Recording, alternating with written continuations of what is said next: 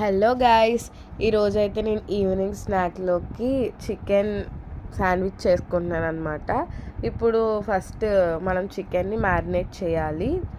నేను జస్ట్ కారం, సాల్ట్, గరం మసాలా వీటితో మ్యారినేట్ చేశాను. తర్వాత వెజ్జీస్ అన్నీ కట్ చేసుకుంటున్నాను. సో బ్రెడ్ని అయితే టోస్ట్ చేయాలన్నమాట.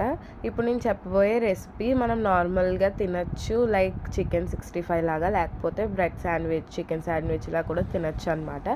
ఫస్ట్ నేనైతే ఆనియన్ యాడ్ చేసి ప్యాన్లోకి కొంచెం ఆయిల్ వేసి ఫ్రై చేస్తున్నాను. నెక్స్ట్ చిల్లీస్ వేస్తున్నాను అనమాట. మీకు తగినట్టు ఎన్ని కావాలంటే అన్ని యాడ్ చేయొచ్చు. అలాగే నేను ఆల్రెడీ తవా మీద ఫ్రై చేస్తున్నాను చికెన్, ఎందుకంటే ఆయిల్ ఎక్కువ తీసుకోదు కాబట్టి, హెల్త్కి మంచిది కాబట్టి. అలాగే కర్రీ లీవ్స్, క్యాప్సికమ్ వీటిని కూడా టోస్ట్ చేయాలి. అలాగే టోస్ట్ చేసిన బ్రెడ్ మీద మైనీస్ అండ్ చీజ్ పెట్టాలన్నమాట.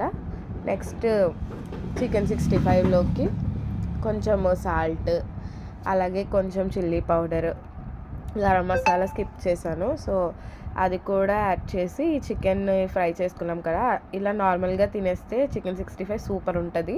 కాకపోతే నేను ఇది బ్రెడ్లోకి టోస్ట్ చేసి పెట్టానన్నమాట. చాలా బాగుంది.